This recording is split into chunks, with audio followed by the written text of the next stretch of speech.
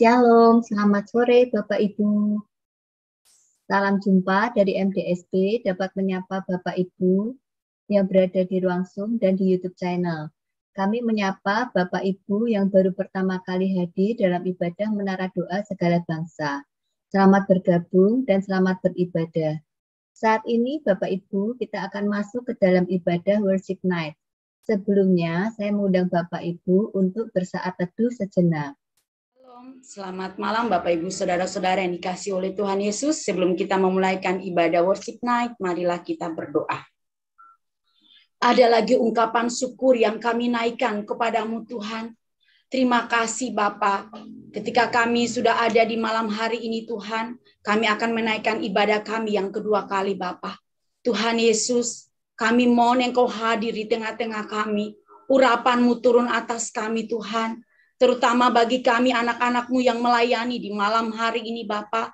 Baik sebagai WL, sebagai operator, pembaca deklarasi, maupun yang menyampaikan firman Bapa. Biarlah kuasa urapan-Mu turun atas kami Bapa, supaya kami bisa melayani yang terbaik untuk Engkau Tuhan.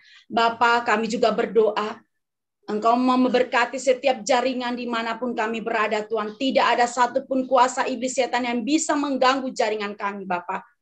Jaringan kami akan tetap bagus Tuhan. Dan kami akan melakukan ibadah kami dengan baik. Tuhan, kami alaskan ibadah Worship Night pada malam hari ini Tuhan. Dari awal, pertengahan sampai pada akhir dipimpin oleh Tuhan Yesus. Ini doa kami Bapa. Di dalam nama Tuhan Yesus kami berdoa dan mengucap syukur. Haleluya. Amin. Yang mendapatkan pernyataan Tuhan atau ada yang memberikan kesaksian? Saya mau bagi pernyataan Tuhan tadi waktu saat kita dalam pujian penyembahan, waktu dalam lagu yang dibawakan oleh Pak Henry tadi yang berkata, ku tinggikan Engkau Tuhan. Saudara, saya begitu merasakan hadirat Tuhan dan saya menyembah Tuhan dengan sungguh-sungguh. Lalu saya diberi penglihatan oleh Tuhan. Saya lihat langit ya, begitu langit ada biru putih begitu langit di atas. Tiba-tiba saya lihat dari langit itu terbuka begitu, kemudian keluar turun ya dari langit dari atas itu seperti kain sutra begitu. Putih lembut ya, jadi kainnya jatuh begitu, terus lalu di dalam impresi roh Tuhan katakan itu adalah jubah Tuhan dan kain seperti cuman kain nggak berbentuk begitu ya, jatuh dari langit begitu. Kemudian Tuhan kasih ingat saya satu firman Tuhan di dalam Yesaya 6 dikatakan di situ, dalam tahun matinya Raja Uzia, aku melihat Tuhan duduk di atas takhta yang tinggi dan menjulang, dan ujung jubahnya memenuhi bait suci. Para serafim berdiri di sebelah atasnya, masing-masing mempunyai 6 sayap, 2 sayap dipakai untuk menutupi muka mereka, 2 sayap dipakai untuk menutupi kaki mereka, dan 2 sayap dipakai untuk melayang-layang. Dan mereka berseru kepada seorang katanya, Kudus, Kudus, kuduslah Tuhan semesta alam, seluruh bumi penuh kemuliaannya. Maka bergoyanglah alas ambang pintu disebabkan suara orang yang berseru itu, dan rumah itu pun penuhlah dengan asap. Tuhan taruh bahwa waktu kita pujian penyembahan tadi, ada jubah kemuliaan Tuhan yang Tuhan berikan kepada kita semua, kayak kita disentuh ya, tertutup begitu, kena ya di tubuh kita semua, kain putih itu. Lalu Tuhan ingatkan ayat ini bahwa jubah kemuliaan, kita ada di dalam jubah kemuliaan Tuhan, jubah kesembuhan. Tuhan katakan ada seperti perempuan itu memegang jubah Tuhan, ada kuasa yang mengalir dalam hidup kita. Jadi saat ini saya rasakan bahwa Tuhan sungguh-sungguh hadir di tengah-tengah pujian penyembahan kita. Ada jubah kemuliaan Tuhan, dan Tuhan katakan di impresi roh bahwa semua waktu asap itu dikatakan di sini asap ya, jadi atmosfer Tuhan bisa mengubah segala segala-galanya dalam hidup kita, ada kemuliaan Tuhan yang Tuhan nyatakan dalam hidup kita. Puji Tuhan, itu saja. Terima kasih.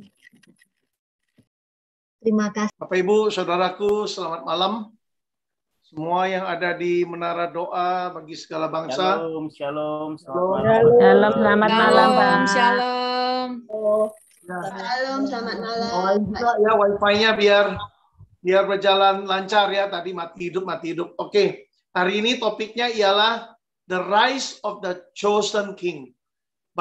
Kebangkitan atau bangkitnya Raja yang terpilih. Bapak Ibu, jangan berpikir ini cerita sekolah minggu. Tetapi kita bisa aplikasikan dalam hidup kita. Memang tentang Raja Daud, Bapak Ibu. Tapi jangan lupa, kita juga raja. 1 Petrus 2 ayat 9, itu ayat yang saya berikan ya di brosur yang dibuat oleh saudara kita Benyamin. Dengan begitu bagusnya ya. Nah, saudaraku, dikatakan bahwa kita adalah bangsa yang terpilih. Terus, imamat yang rajani. Yang telah memanggil kita dari gelap kepada terangnya yang ajaib. Bapak Ibu Saudara, jadi bangkitnya kita sebagai raja yang dipilih Tuhan, the chosen king, bahwa Tuhan yang sendiri yang sudah memilih kita, sebagaimana Tuhan memilih Daud, saudaraku. Ya memang di dalam kerajaannya Israel ada Isi-Boset, anaknya Saul, itu bukan Tuhan yang pilih, tetapi Panglima Abner, ya, panglimanya Saul, tetapi bertahan hanya 2 tahun saja. Begitu si Abner panglimanya meninggal, mati, saudara, dibunuh, ya. Akhirnya apa? Raja ketakutan, bangsa Israel juga bingung gitu loh, takut juga dia, panik. Bapak Ibu Saudara, nah ini Daud, saudara, ini gambaran daripada kita. Apa artinya Daud? Daud kalau kita cari dari arti kata nama-nama, Daud artinya yang dikasihi. Ingat, kita juga yang dikasihi. Kita bukan hanya imam, tapi juga raja sekaligus. Untuk memberitakan perbuatan Tuhan yang ajaib itu. Itulah tujuan kita bangkit. Supaya kita lihat perbuatan Tuhan yang ajaib, kita beritakan. Memberitakan kepada dunia. Dalam keadaan pandemi ini, nggak boleh kita malah hidup di dalam keraguan, ketidakpastian, dalam kegelapan. Berarti kita nggak bangkit. Nah, coba bayangkan Daud, Bapak Ibu, saudaraku, yang dikasihi Tuhan. Kalau saja dia tenggelam di dalam self-pityness-nya, rasa belas kasihan diri. Aduh, aku yang paling bungsu, gak diperhatikan. Harusnya yang paling bungsu, paling disayang. Tapi papa saya justru tempatkan saya di kambing domba, ya, dalam pengembalaan harus hadapi singa, harus hadapi beruang, ya, harus menghadapi serigala, binatang-binatang buas. Dan saya harus berperang dengan tangan kosong untuk mengalahkan mereka, mencabik-cabik mereka, dan sebagainya. Itu suatu latihan yang baik, Bapak Ibu Saudara. Bapak Ibu masih ingat terakhir saya sampaikan firman tentang penempaan Tuhan. Bahwa mata bajak akan Tuhan rubah menjadi pedang. Itu di Yoel pasal 3 ayat 10, saudaraku. Ya, dan kita lagi sedang memanggil para pahlawan-pahlawan untuk datang, untuk bangun, saudara, terbangun. Tetapi kalau kita sendiri pahlawannya Tuhan, saudara tidak bangun, tidak bangkit, nggak mungkin, saudara, kita bisa memberitakan perbuatan Tuhan yang ajaib. Jangan biarkan situasi keadaan apapun, tekanan, terutama rasa sakit hati, merasa dilecehkan, dipermalukan, tidak dibutuhkan, tidak dianggap, ya, dibiarkan seperti itu, ya, tidak masuk hitungan. Bapak Ibu, waktu pemilihan raja, ya, waktu Nabi Samuel datang untuk mengurapi salah seorang anaknya Isai. Isai ini bapaknya Daud, punya sekian saudara, ya, 5 lebih. Lalu satu demi satu gagal, akhirnya Daud dipanggil. Coba kalau kita jadi Daud, mungkin ngambek ya. Kok setelah semuanya ini muncul, nggak ada yang dipilih, akhirnya saya, wah, dia jual mahal. Misalnya ngambek, nggak mau, ntar biar papa sendiri yang panggil saya dan sebagainya. Nah, dia nabinya sendiri yang datang panggil saya dan sebagainya. Dia tidak, tapi dia nurut aja. Begitu juga waktu dia, ya, diminta untuk ngantar makanan untuk koko-kokonya yang lagi berperang, ya, dia tidak tidak siap pipi juga dan berkata, ya saya mah orang nggak penting. Ini lagi hadapi Goliat, musuh, ya panglimanya Filistin. Sebab barang siapa yang bisa mengalahkan dia, bangsa Filistin dianggap kalah semua. Jadi dia ajak duel begitu. Nah di situ Daud, saudara, karena penempaan Tuhan, kedekatan dengan Tuhan, dia tidak merasa kecil hati. Dia tidak merasa perawakannya kecil. Bahkan dia tidak dipersenjatai dengan benar. Dan tidak dengan baju zirah, tidak dengan baju perang, saudaraku, tidak dengan tombak dan sebagainya. Senjatanya hanya senjata yang kecil, seperti ketepel begitu, ya, lumban itu dengan batu-batu kali. Senjata yang begitu sederhana, tetapi di tangan orang yang diurapi Tuhan, di tangan orang yang dekat dengan Tuhan, akhirnya itu mengenai sasaran. Dan musuh yang ditakuti bukan hanya oleh Raja Saul, tapi seluruh tentara Israel dikalahkan, ditumpas, dipenggal kepalanya. Saudaraku, apapun permasalahan kita, kalau kita mau dekat dengan Tuhan, dalam keadaan-keadaan seperti ini, di gua persembunyian kita, waktu kita menepi, waktu kita menyingkir karena kita taat pada pesan Tuhan, karena malaikat maut sedang lewat, kita harus berjaga-jaga. Tapi pun kalau kita keluar nggak apa-apa kok. Apalagi bagi saya prinsipnya, ya, apalagi bagi kita yang udah pernah kena, saudara, bahwa COVID boleh singgah, tetapi nggak boleh menetap. Percaya nggak Bapak Ibu? Tidak ada yang bisa membahayakan kita, karena Tuhan di pihak kita, lawan kita. Haleluya! Sekali lagi, yes. Boleh singgah, mampir sebentar, tetapi nggak boleh menetap. Kenapa? Yang boleh menetap di sini ialah Roh Kudus, karena ini rumahnya Roh Kudus. Tubuh ini baiknya Roh Kudus, rumahnya Roh Kudus. Hanya Dia sang Raja yang boleh tinggal di sini. Kalau Tuhan izinkan itu tinggal sementara, Tuhan beri kita kuasa, Tuhan berikan kita hikmat untuk menghadapinya. Begitu juga Daud waktu berhadapan dengan Goliat. Ini cerita di rumah dulu ya. Nanti kita lihat rumah, Gua Adulam, dan istana. 3 bagian kita lihat kehidupan Daud. Ya, itu di 1 Samuel dan 2 Samuel. Lalu di 1 Raja-Raja, Daud sudah tua sekali. Sudah usia 70 lebih, saudaraku. Ya, waktu itu tubuhnya udah dingin. Sampai dipanggil seorang perawan untuk menghangatkan tubuhnya. Tapi dia tidak tiduri, saudara. Dia fokusnya tidak ke sana. Dia jatuh dalam dosa dulu dengan Batseba. Dia punya pengalaman dalam usia tuanya, dia tidak karnal. Ya, tidak kedagingan, saudara. Dia belajar dari kesalahannya. Tuh, ini Daud. Daud ini orang tokoh yang mau belajar. Bagaimana kita? Kitalah raja yang dipilih Tuhan. Saudara, jangan biarkan keadaan, tekanan, masalah, kelemahan kita, karena dosa-dosa kita membuat kita tertekan, kita tidak bisa bangkit. Kita bangkit dari kelemahan. Daud bangkit, Bapak Ibu Saudaraku, dari dosanya. Dia tahu dia berdosa. Ya, awalnya dia tidak tahu, dia nggak sadar. Datang Nabi Nathan, ya, kasih perumpamaan, nggak langsung tegur dia. Tapi dia nggak sadar. Dia bilang kurang ajar orang itu, mesti dipancung, mesti dihukum. Lalu Nathan tunjuk dia, kamulah orangnya. Langsung dia bertobat. Aku telah bersalah ya terhadap Tuhan. Dia bertobat, Bapak Ibu Saudara. Waktu firman Tuhan datang, nggak perlu Tuhan datang, nggak perlu Nabi Tuhan datang. Waktu Tuhan datang lewat suara rohnya, apa kita mau bertobat? Kalau kita nggak bertobat, nggak ada kebangkitan.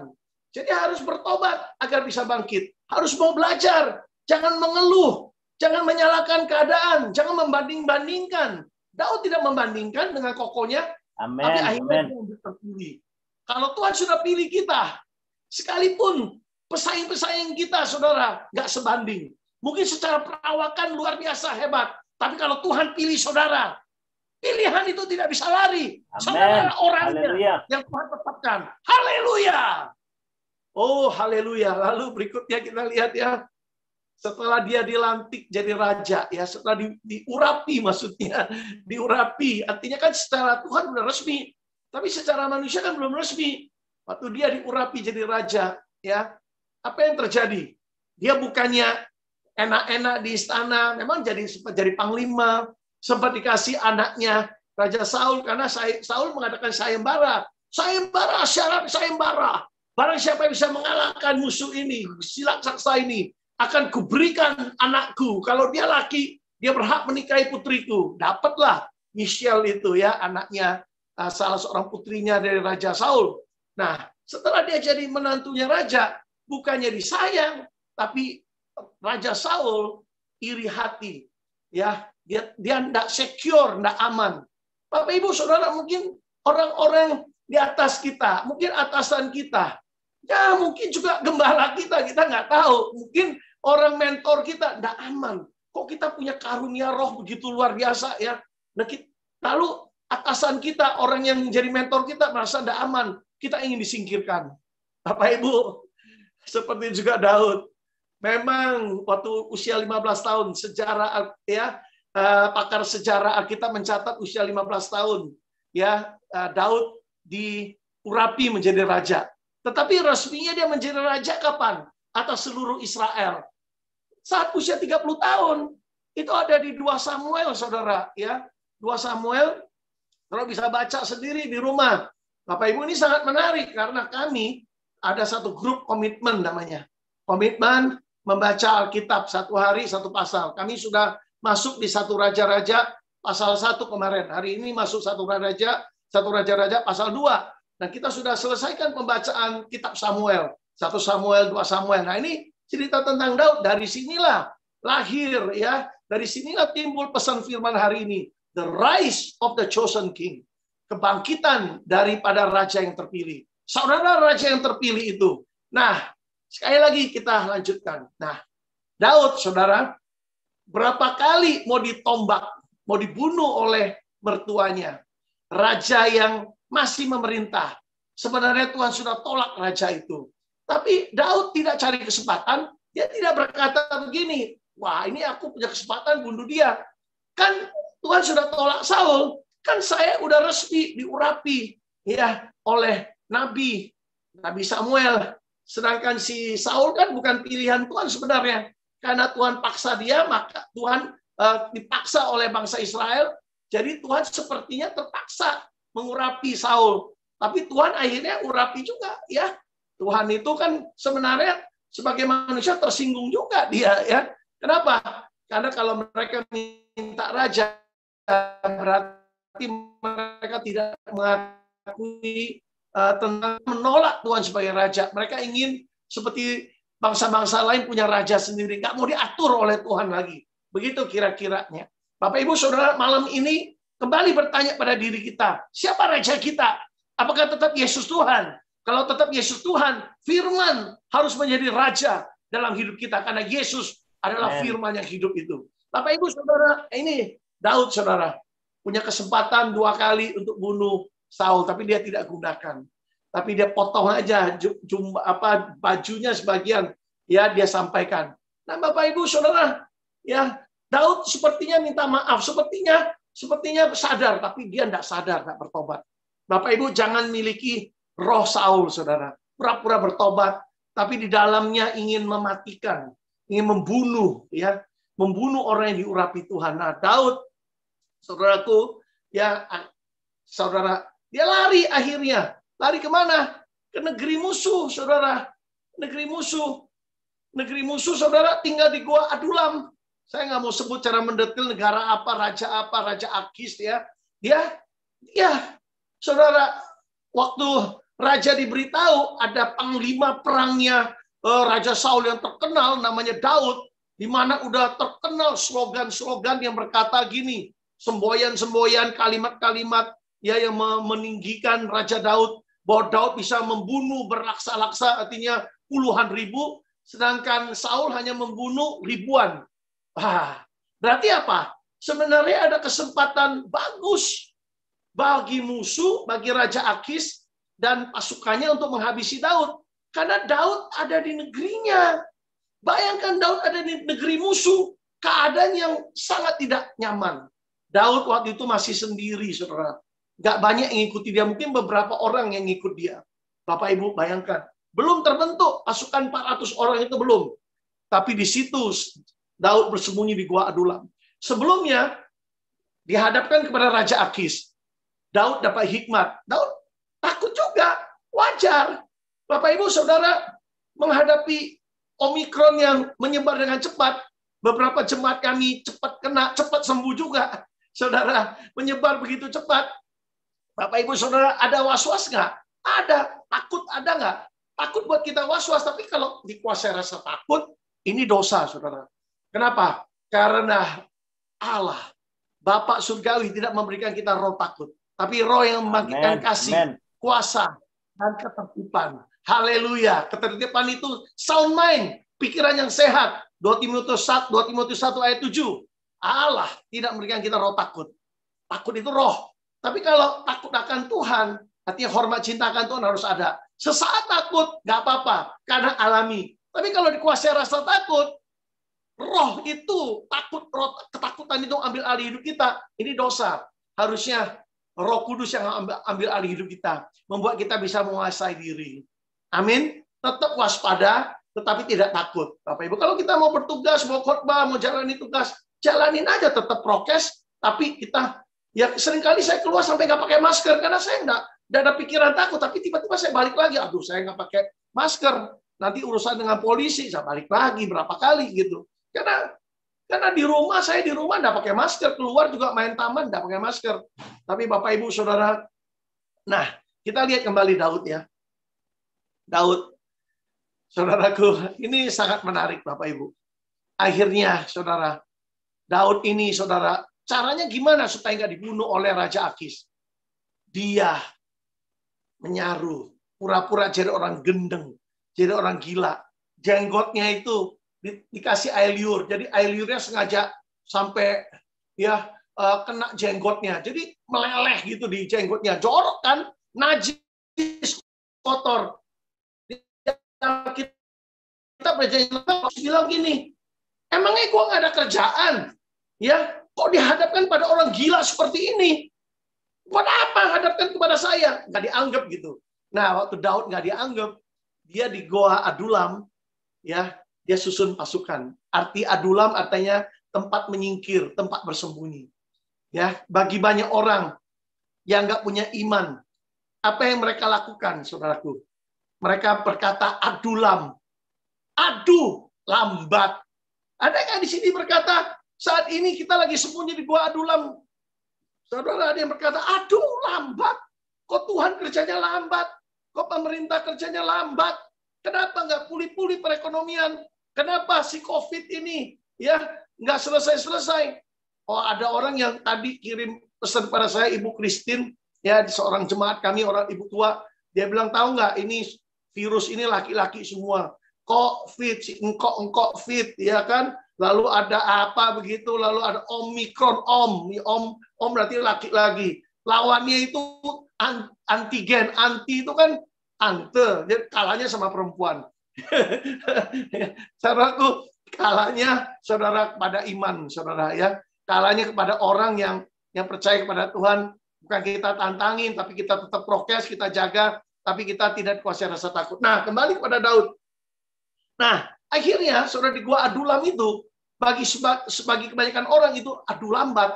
Tapi bagi Daud itu kesempatan. Dia susun pasukannya. Sebenarnya bukan kehendak dia. Dia bukan mau berontak lawan Raja Saul. Ya, bukan ingin persenjatai dia karena dia takut juga. Mereka yang datang sama Daud, saudara, di gua itu. Ya, orang yang punya hutang piutang, punya masalah, punya ya orang nggak bener lah gitu. Datang gitu minta Daud latih mereka. Jadilah orang-orang nih pahlawan-pahlawannya Daud, tentara-tentara kebanggaan dia ya, yang jago berperang dilatih oleh Daud. Daud, saudara, Daud latihannya dari mana? Ya lawan singa, lawan beruang itu. Ya jurus silatnya itu belajar karena mungkin lihat beruang itu dia belajar ya kayak kungfu itu kan belajar jurus binatang. Nggak tahu lah gimana. Pokoknya Daud melatih mereka, saudara. Jadi tentara-tentara perkasa. Tapi Daud pemimpin yang luar biasa. Dia seringkali korban, saudara, untuk dapatkan roti untuk pasukannya. Itu pemimpinnya baik. Dia sendiri lapar, tapi dia kasih pasukannya. Nah, Bapak Ibu Saudara, ini Daud. Nah, setelah saudara akhirnya dia di Hebron, ya. Nah, ini pemimpin saudara Hebron, dia di Hebron, dia akhirnya ya dilantik menjadi raja. Tapi atas Yehuda saja. Waktu itu saudara, ya Saul sudah meninggal. Tapi yang luar biasa di sini, waktu Daud meninggal, dia berkata begini, di rumah baca ya, saya bukan ngarang, tapi ini Alkitab semua, saudara bisa baca di rumah. Kalau saya baca nanti terlalu panjang, saudara baca di rumah, karena saya udah kupas satu hari satu pasal, jadi saya sudah tahu di mana, saudara tinggal cari ayatnya ya. Bapak Ibu Saudara, apa yang terjadi waktu Daud meninggal? Kalau kita ya mungkin ya kita berkata gini, ini kesempatan gua. Nah, makanya kamu sih ya kan berapa kali mau bunuh saya. Sekarang akhirnya kau mati. Bukan di tangan saya, tapi di tangan musuh. Ya. Bahkan Daud minta Saul minta orang penggal kepala dia. Ya, minta musuh. Ya, kalau nggak salah orang Amalek penggal kepala dia. Bapak Ibu Saudara, Daud Saudara berkata pahlawan. Seorang pahlawan telah meninggal. Seorang yang ramah tamah sudah dipanggil pulang. Ya, seorang yang dicintai. Loh, kan aneh ya. Daud bukan melebih-lebihkan. Daud bukan berpura-pura. Dia berpura-pura gila, iya. Karena terancam nyawanya. Tapi waktu dia berkata, dia tulus. Dia nangis, dia meratap. Dia sedih, saudaraku. Dia berkata, Saul itu pahlawan.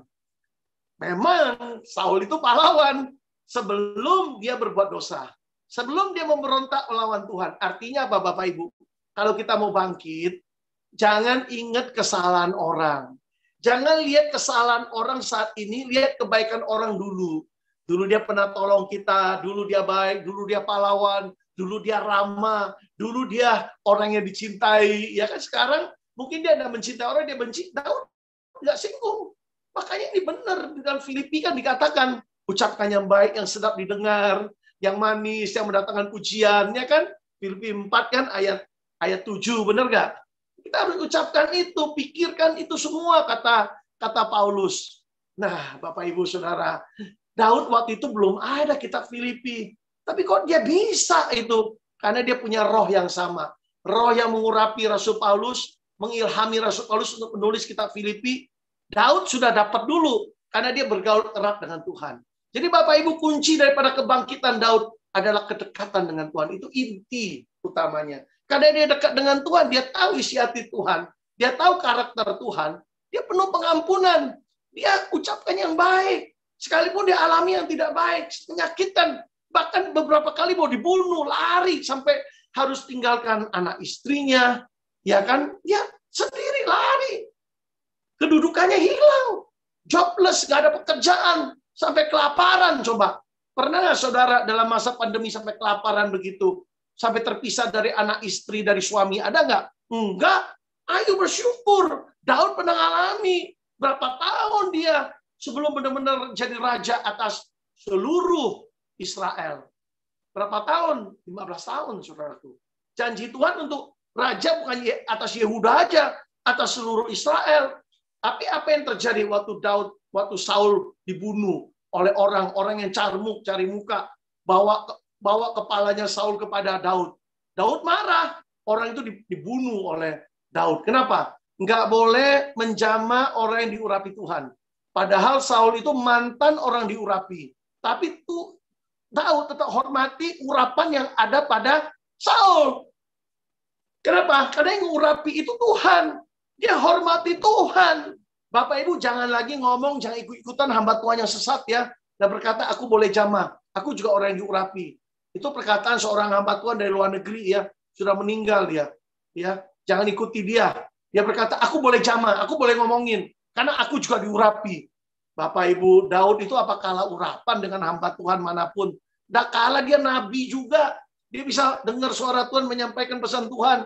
Dia jago berperang. Sampai sekarang pun Daud dihormati di seluruh Israel. Ada kursi khusus buat dia. Ya, dibandingkan kita siapa? Kita dibandingkan Daud. Tapi Daud tahu bagaimana menghormati urapan Tuhan. Hari-hari ini jangan lagi jelekin hamba Tuhan. Jangan lagi omongin. Kalau dia jatuh, kita tahu, doakan supaya dia bangkit. Bapak Ibu, kami tiap pagi jam 7 sampai jam 8 ya kami berdoa. Sejak seminggu sebelum akhir Desember, Tuhan gerakkan saya berdoa selama 7 hari. Saya ajak tim doa, mereka ikut. Hari ini 7 Zoom yang ikut. Puji Tuhan. Ya, puji nama Tuhan. Awalnya sulit sekali kalau ajak orang berdoa, itu enggak gampang ya. Beda dengan menara doa segala bangsa. Segala bangsa bisa terbuka ya. Suatu hari mungkin ada orang Amerika, orang lain bisa ikut juga. Puji nama Tuhan. Nah, saudaraku, kembali ke tadi ya, Daud. Nah, setelah Daud, saudara jadi raja atas Yehuda, ya, dia nggak langsung raja atas Israel. Kenapa? Karena sekali lagi Panglima Abner, ya, panglimanya Saul, almarhum Saul, ya, itu memilih Isi-Boset. Isi-Boset itu siapa? Salah satu anak dari Raja Saul. Anak yang lain tentu saja Jonathan. Jonathan itu dekat dengan Daud, ada ikatan persaudaraan, ya. Cek Pai Syungti begitu sampai jadi saudara angkat begitu. Nah, jadi saudara, di sini kita lihat ya bahwa Daud memang ada peperangan ya, tetapi dia saudara waktu Isi-Boset mati, saudara, dibunuh karena Abner sudah mati dulu, akhirnya ya Isi-Boset juga akhirnya dibunuh orang, dan orang ini kembali lagi ingin cari muka dengan Daud. Akhirnya Saul malah potong kaki tangannya, saudara. Ya, bahkan kepalanya Isi-Boset yang dibawa kepada Raja Daud yang waktu itu sudah jadi raja atas Yehuda, dia kubur baik-baik. Menunjukkan apa? Daud itu orang yang punya integritas. Bapak Ibu kalau mau bangkit supaya raja yang sudah dipilih Tuhan, kita harus punya integritas. Kalau sudah ngomong, lakukan. Jangan sudah janji, lupa janji. Ya, asbun, asal bunyi. Dan lip service, promise. Lip service. Cuma, ya lip service, pemanis bibir aja. Cuma ngomong tok. Gak boleh, kita udah janji. Kita harus tepati. Kalau kita berkata, aku akan layani. Apapun yang terjadi, sekalipun meriang, layani. Bapak Ibu, saya pernah ke Madura. Udah lagi meriang, harus terjemahkan tamu. Saya berangkat. Di tengah perjalanan, saya sembuh. Tapi karena AC mati, dibuka pintu kaca, pulang meriang lagi. Tetapi ada kuasa Tuhan, tetap ada jalan. Saya nggak menyesal, saya nggak nyalakan Tuhan.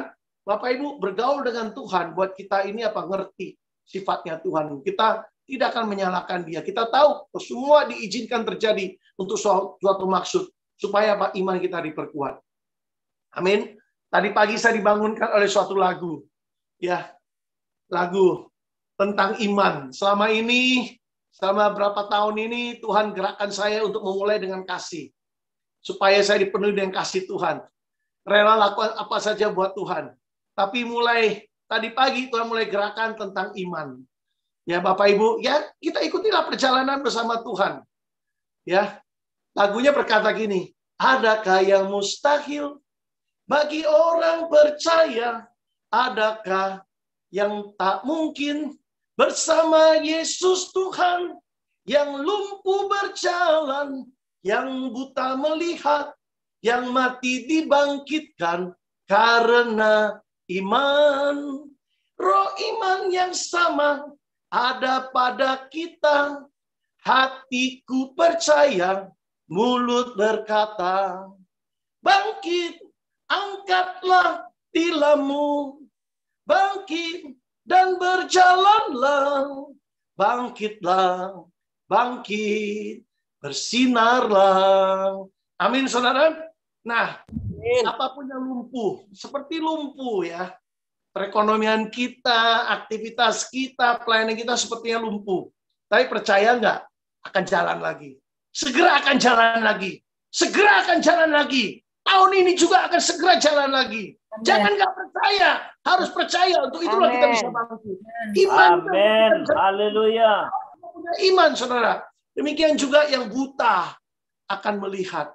Buta secara rohani, tidak lihat kebenaran, tidak lihat jalan, tersandung terus, nabrak terus, mau bisnis gagal terus.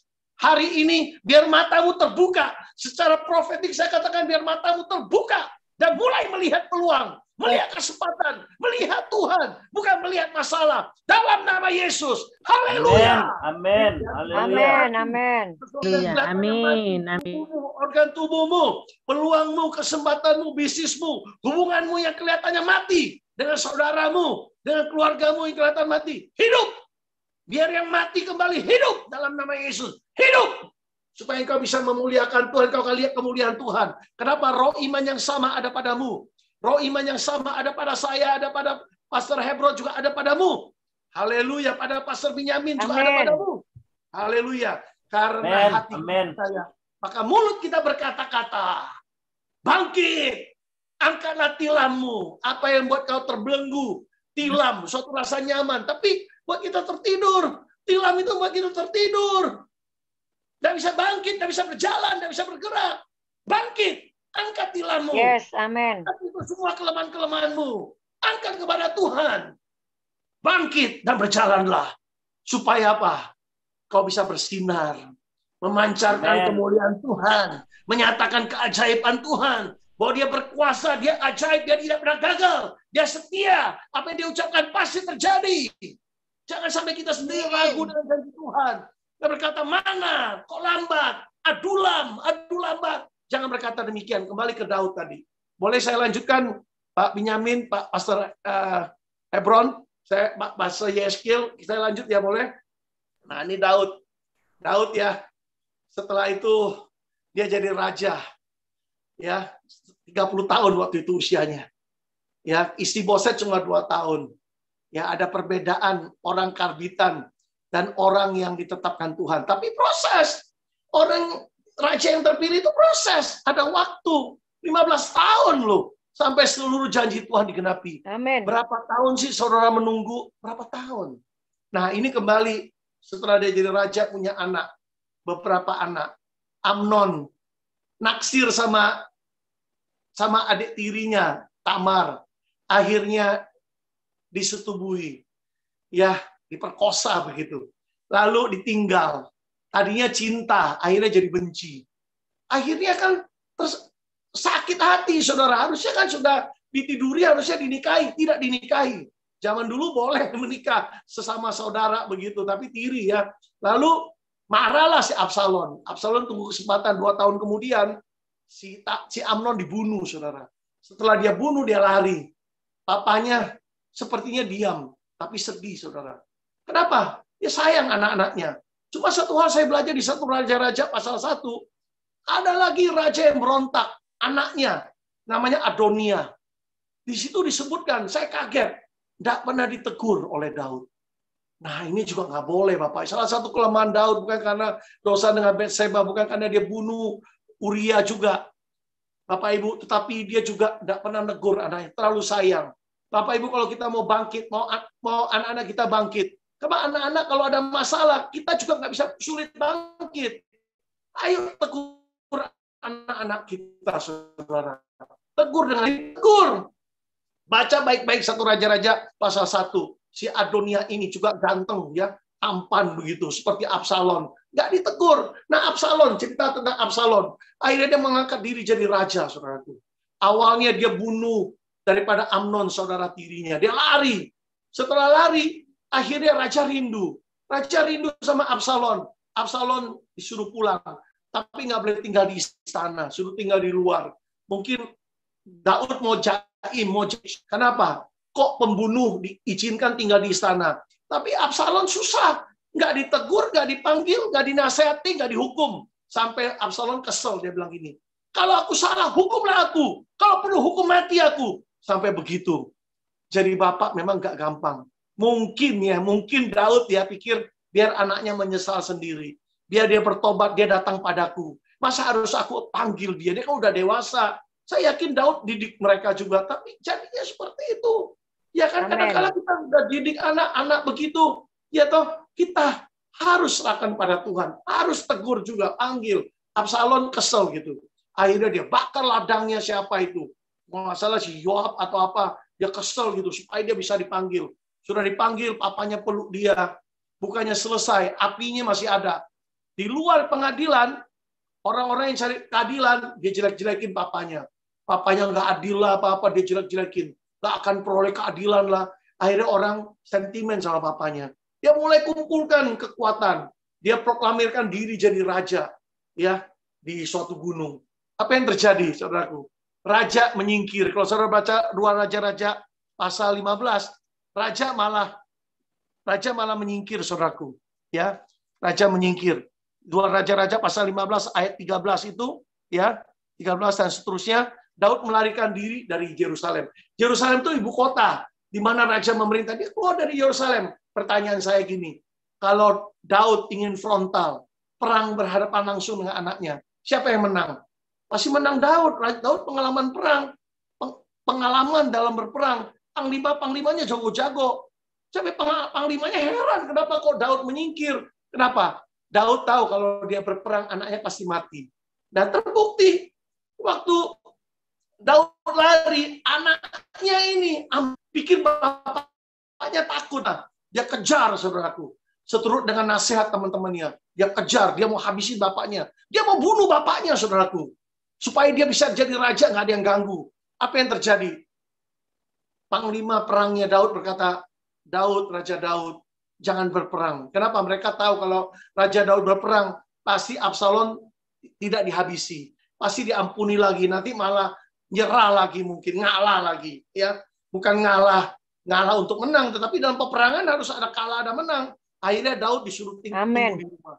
Nah, ini panglimanya tahu kelemahan hati Daud, saudara. Yaitu sama anak. Hati-hati, anak bisa jadi monster. Akhirnya apa? Si anak ini nggak ada yang bunuh, saudara. Nggak ada yang tangkap dia, ya. Tapi dia akhirnya suruh orang bunuh dia. Kenapa? Dia tergantung, saudara. Akhirnya saudara, maaf, panglimanya yang bunuh dia akhirnya. Dia tergantung di pohon tarbantin, ya. Karena pohon tarbantin itu kan agak lebat, ada akar-akarnya mungkin kayak pohon. Tergantung dia, ya. Keledai bagalnya itu. Bagal itu keledai sama kuda kawin kalau bagal. Ya binatang paling bodoh itu ya. Dia itu tunggangannya pergi, dia tergantung. Jadi antara langit dan bumi. Akhirnya apa? Yoab lihat kesempatan, dia tombak, dia dibunuh si Absalom. Waktu Raja Daud tahu. Tapi mereka tidak beritahu yang bunuh itu panglimanya. Daud itu sedih. 1 Raja-Raja pasal 19. Dia berkata begitu. 1 Raja-Raja pasal 19. Ya pasal 18 maksudnya. Ayat yang terakhir, ayat 33. Maka terkejutlah raja waktu dia dengar. Ya, tentang kematian Absalom anaknya. Sedih, dia naik ke anjung pintu gerbang, lalu menangis. Anjung pintu gerbang dilihat semua orang. Beginilah perkataannya sambil berjalan, dia sambil ngomong. Anakku Absalom. Kalau aku mati menggantikan kau Absalom. Anakku. Kalau boleh aku aja yang mati. Aku yang mati. Kenapa? Sayang, saudara. Semua kita sayang sama anak-anak kita. Waktu anak saya mengalami hal, dia sampai mau bunuh diri berapa kali, saudara, bulan Februari, ya tahun 2019, sampai Agustus dia sadar itu, sebelumnya itu, saya sampai sedih banget. Saya berkata, Tuhan, kalau mau bunuhlah saya, Tuhan. Kalau hamba-Mu berdosa, bunuhlah saya, Tuhan. Tapi saya sadar Tuhan bukan Tuhan yang membunuh, tapi Tuhan yang memberi kehidupan. Bukannya mengambil kehidupan. Jadi masa yang terjadi pada kita, Tuhan izinkan, Tuhan beri kekuatan. Waktu dalam masa penempaan itu, saya menjadi kuat. Saya bersandar pada Dia, saya setelah total kepada Tuhan. Tambah dekat lagi. Iblis, nangis deh kamu. Ya kan? Hamba Tuhan, Pak Sinwo, ya, malah makin dekat. Bukan makin jauh. Masalah itu sebenarnya, ya, iblis, ya, datangkan, Tuhan izinkan. Supaya apa? Dia tarik kita jauh. Tapi lewat masalah, Tuhan tarik kita semakin dekat kepada Dia. Amin, saudara. Nah, saudara, ini Daud, saudaraku. Nah, saya tidak akan berpanjang lebar. Tetapi akhirnya waktu dia udah tua, saudara, Adoniah mengangkat dirinya. Ya, anak Hagit, ya. Istrinya ada beberapa. Ini masalah memang istrinya beberapa. Karena itu istri satu aja. Banyak masalah karena banyak istri, banyak anak yang mau rebutan tahta, saudara. Nah, dia udah lemah ya, secara tubuh lemah. Tapi rohnya nggak lemah, saudara. Waktu Batseba datang. Batseba ini mama daripada Salomo, saudara. Ya. Nah, kita tahu dia ambil istri orang. Batseba ini kan istrinya salah seorang panglimanya, yaitu Uria. Dia ambil, dia tiduri, dia saudara, dia berzina, lalu suaminya disuruh maju di depan, ditinggalkan, akhirnya mati terbunuh. Dia bukan hanya berzina, tapi dia juga membunuh, saudara. Tapi dia sadar, dia bertobat, Tuhan pulihkan dia. Tetapi lihat anaknya Salomo, Tuhan tetap pilih. Sekalipun dari wanita yang sebenarnya tidak terhormat sebenarnya. Kan istri orang juga dia ambil juga. Tetapi Salomo Tuhan pilih. Kenapa? Salomo mencari hikmat. Hikmat itu Tuhan sendiri. Bapak Ibu, hari ini kalau cari hikmat, saudara, orangnya yang akan dipilih Tuhan. Nah, Salomo tadinya nggak terpilih, tidak mengangkat diri, tapi Batseba sampaikan. Karena Salomo nggak diundang, saya nggak diundang. Nanti Salomo dibunuh kalau Adonai, kakak tirinya jadi raja. Saudara. Nah, raja bergegas. Langsung suruh Salomo dinaikkan di atas keledai, saudara. Keledai yang dia tunggangi, suruh jalan. Suruh jalan. Panglima-panglima yang ikut di belakang. Berseru, hidup Raja Salomo. Raja pun di tempat tidurnya sujud, menyembah. Mengakui maksudnya bahwa anaknya Salomo sekarang raja. Bapak Ibu, akhirnya si Adonai yang ketakutan, Adonai yang minta ampun dan sebagainya, akhirnya mati juga Adonai. Bapak Ibu saudaraku, Daud sekalipun udah tua, udah usur udah lemah tubuhnya, udah dingin, dikasih selimut pun dingin badannya, sudah nggak mampu secara tubuh. Mungkin suatu hari tubuh kita udah nggak berdaya, saudara. Ya karena on the deal-nya ya kayak mobil gitu. Tapi saya yakin orang yang dekat dengan Tuhan, tubuhnya akan tetap bisa kuat. Saya usia 60, saya rasa lebih kuat dari sebelumnya. Saya yakin Bapak Ibu. Kalau tubuh kita lemah, roh kita harus tetap kuat. Seperti Raja Daud. Dia bisa menetapkan siapa pengganti dia. Mari kita tutup mata kita, saudara. Mau bangkit supaya Raja terpilih, sekalipun di gua Adulam, nangis, tidak sedih, tidak marah, tidak kecewa, tidak depresi. Tapi dia persiapkan pasukannya. Itu yang kemudian mengantar dia menjadi raja. Saudara, dia harus punya pasukan. Tuhan tahu dalam persembunyianmu. Tuhan sedang matangkan engkau mungkin lewat bisnis tertentu online, lewat bisnis kuliner, lewat bisa apapun secara online. Tuhan mau berkati engkau sehingga kalau pandemi ini sudah berlalu, kau punya bisnis sendiri. Jangan pasif, harus aktif. Pikir, tanya Tuhan, Tuhan akan berikan. Oh, Amin. Kita dalam pelayanan, tanya Tuhan. Selidiki firman, dekat dengan Tuhan. Sehingga waktu selesai pandemi, soalnya dia hamba Tuhan yang luar biasa. Urapanmu bertambah, kau naik ke level berikutnya. Matamu jadi tajam, bisa melihat di alam roh. Telingamu bisa mendengar suara Tuhan. Ya, dan hatimu bisa peka merasakan Tuhan. Ini masa persiapan, Tuhan lagi bentuk kita. Supaya mata-mata bajak ini menjadi pedang. Dan pemangkas pisau pemangkas menjadi apa? Tombak. Tombak yang diluncurkan tepat ke jantung musuh. Haleluya. Kita karaba. Engkaulah bangsa yang terpilih. Engkaulah imamat yang rajani. Engkaulah bangsa yang kudus. Supaya kau beritakan perbuatan Tuhan yang ajaib. Sebagai raja kau harus bangkit. Dan mulai berkata-kata, memerintah bersama Tuhan. Jangan biarkan dirimu lemah. Tuhan sedang dengar perkataan daripada mulutmu. Apakah ada iman? Apakah engkau berkata tidak ada yang mustahil bersama Tuhan? Amen. Apakah engkau berkata tidak ada yang mustahil bagi orang percaya? Aku ini orang percaya Tuhan. Adakah yang mustahil bagi orang percaya? Adakah yang tak mungkin bersama Yesus Tuhan? Yang lumpuh berjalan, yang buta melihat, yang mati dibangkitkan karena iman. Ya, bangkit semua yang lumpuh. Bangkit dan berjalanlah. Kembali jalan. Semua usaha yang lumpuh kembali berjalan. Bahkan Tuhan berikan bisnis yang baru. Buka jalan yang baru. Matamu yang tertutup selama ini hanya menangis, hanya melihat ke bawah, hanya tertutup, tidak melihat kesempatan. Biar matamu mulai terbuka dan melihat kesempatan. Imanmu yang tadinya mati, kesempatanmu yang mati, pelayananmu yang kelihatan mati, biar dihidupkan kembali. Karena Tuhan datang memberi kehidupan. Bangkit dan menjadi hidup. Terima kasih Bapak, berkati persuruhan doa yang luar biasa ini. Dia menjadi berkat bagi banyak orang. Amin. Bangsa datang. Setiap lutut bertelut, setiap mulut mengaku Yesus adalah Tuhan. Bagi kemudian Amin. pimpinan yang ada, mulai dari hambamu, Pastor Yeskil Hebron, juga Pastor Benyamin, dan juga yang lainnya, timnya. Makin hari makin kompak, makin bersatu. Ada penundukan diri yang luar biasa kepada pimpinan, kepada kehendak Tuhan, kepada amanat agung. Haleluya. Supaya hambamu, aku berkati mereka semua. Haleluya. Amin. Selamat malam, saudara. Sampai bertemu. God bless you. Amin. Terima kasih. Terima kasih buat firman Tuhan yang sudah disampaikan oleh Pastor Sinwo Susanto. Kami atas nama pimpinan dan pengurus MDSP mengucapkan terima kasih. Tuhan Yesus memberkati Bapak, keluarga, serta pelayanan Bapak. Kami juga mengucapkan terima kasih buat Ibu Pendeta Deborah Lenda yang sudah membawakan kita dalam perjamuan kudus. Bapak Ibu, selanjutnya kita akan menutup ibadah saat ini. Kami mohon kesediaan Pastor Yehezkel Hebron untuk membawa kita dalam doa berkat. Kepada Bapak saya persilakan. Mari kita arahkan hati kita dan terima berkat Tuhan. Segala anugerah dan berkat yang terbaik daripada Bapa di surga dalam nama Yesus Kristus dicurahkan dalam kehidupan kita.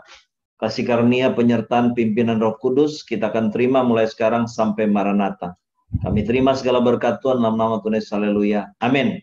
Terima kasih. Tuhan Yesus memberkati setiap kita.